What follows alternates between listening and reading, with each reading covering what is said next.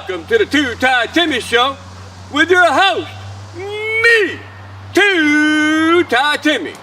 Unless you're dyslexic, then it's Timmy Two-Tie.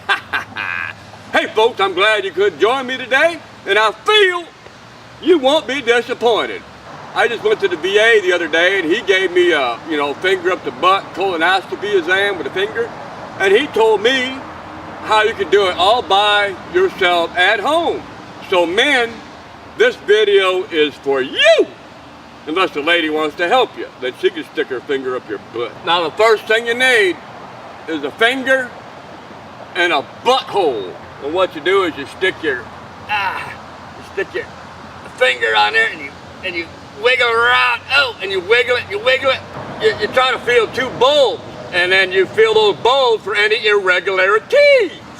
And if there's no lumps or bumps on your bumps and bulbs, then you're all done, with your finger up your butt.